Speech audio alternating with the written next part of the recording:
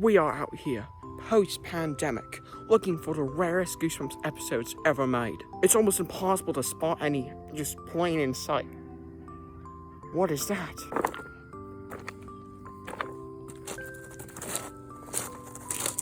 Oh my god! Don't worry guys, it didn't just fall, okay?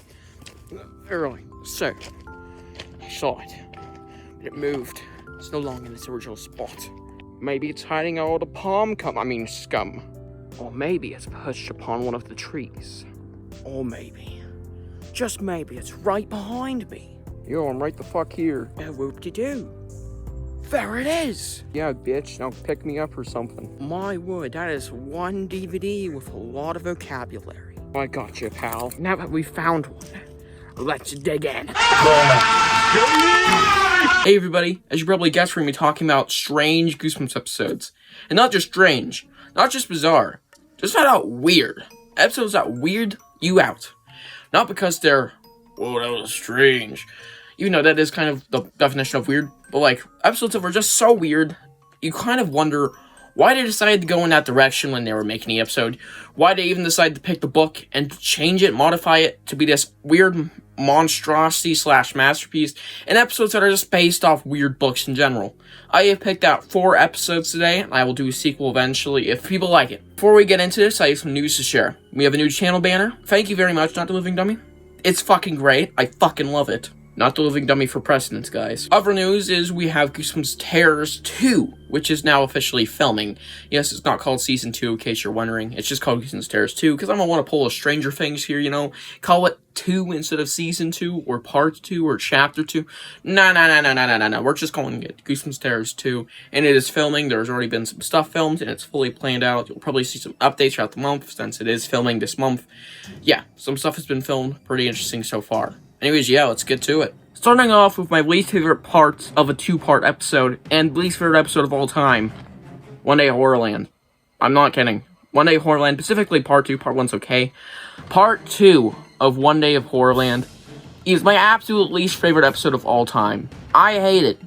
It's fun for some people, but compared to what we could have gotten, come on, I want to see it. Book accurate. Part 2 is book accurate. I don't even know. I definitely wouldn't be my least favorite. This fucking sucks, okay? I'm just gonna be flat out honest. Part 2 is the weirdest episode, and also was my least favorite. Because it's just so dumb and random. So Part 2 is basically this giant game show segment where the Morris family are revealed to them that they are on a monster game show on the Monster Channel, which I've never heard of. Anyways, yeah, it's a giant game show with a giant audience, and it's basically, there's a big stage, and lots of horrors there. Horror sound effect designers, blah blah blah. It's just like a whole fucking stage crew. What do you expect from a late night comedy, or like, I don't know, spin the wheel of fortune? I have no fucking clue. I don't watch game shows or anything. It's just weird for being completely inaccurate to the book.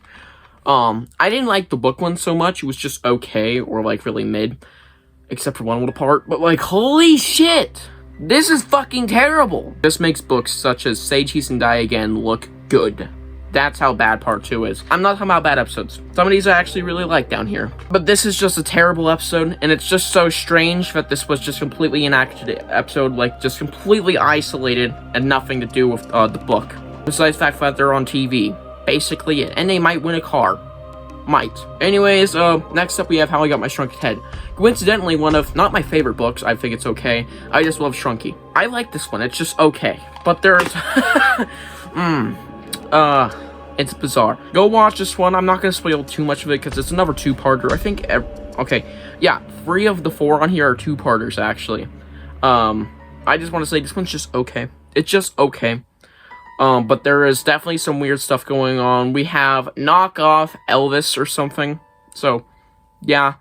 There are some really strange shit going on. We got Shrunken Head, but we also got Mark, who is a little weird. Yeah, this is just really weird. It is a bizarre Goosebumps book. I'll give it that. But, like, this is fucking bizarre. Bizarre beyond belief. Pulling up a dirty copy of this episode. I think this episode is overhated. Deep Trouble. editing Alejandro here. I just wanted to say that I just rambled on about my history of this episode for a while. And yeah, I really like it for a lot of reasons. If you disagree, cool.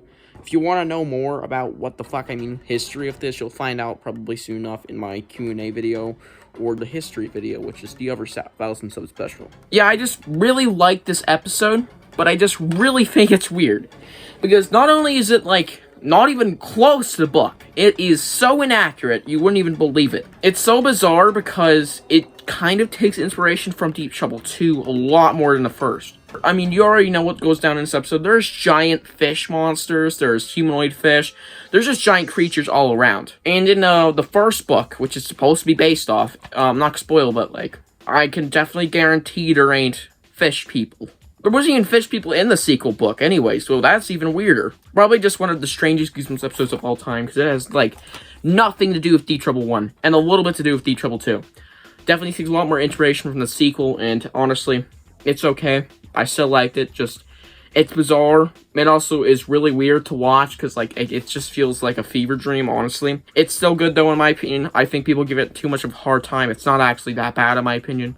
I mean, I fucking love it, actually. I'm gonna be honest, I fucking love this one. Overhated as hell. This next one, you might get shocked to see it, but it's not this. Don't worry, we're not talking about Bride of the Living Dummy.